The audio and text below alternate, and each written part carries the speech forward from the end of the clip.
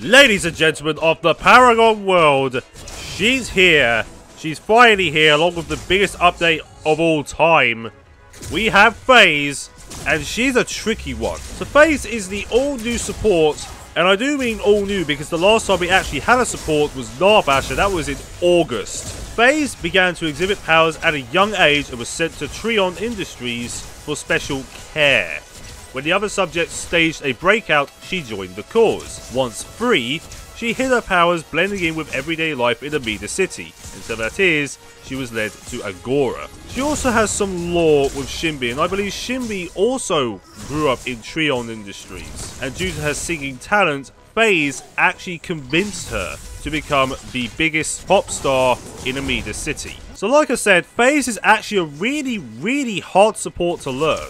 And one of those reasons is because her affinities are really weird for a support. Her affinities are Intellect and Growth. However, due to the fact that most, if not almost all of the support cards are actually part of the Order affinity, you're going to need to think outside the box with FaZe. So let's go over the gameplay. So FaZe can only link to one person at a time. She's not like an overall support like Narbash, Steel or Dekker. FaZe can only support one person at a time. Her first ability is Telekinetic Link. This creates a link between you and a friendly hero. Your hero will also gain an additional health regen boost upon activation of any abilities or reactivating Telekinetic Link. Reactivating Telekinetic Link will also bring a hero back or forwards, so you can pull them to safety or to allow them to secure a kill.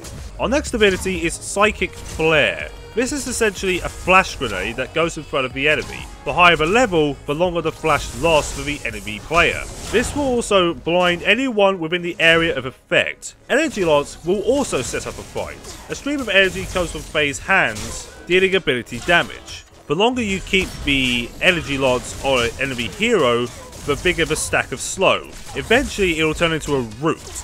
Use this to set up a fight or to keep an enemy in your tower.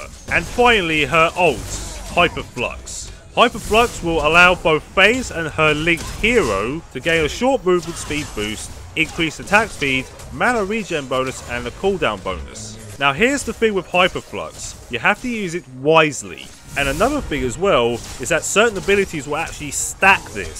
So hint hint, use a few cards here and there. So FaZe, while very difficult to learn and very difficult to build, can actually become the most useful ally for any hero. Whether it be a jungler, the ADC, the offlaner, the mid laner, whoever. Now if you're going to be playing as FaZe, remember she's a support.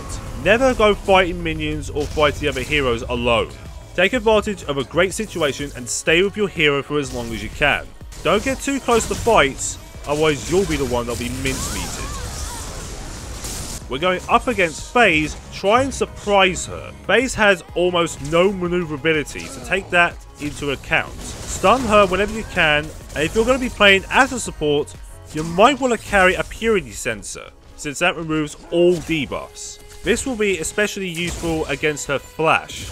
And there you have it, FaZe, the new support, the hardest support to learn, but in my opinion, the best support. So thank you very much for watching this, and I shall see you all real soon. Goodbye!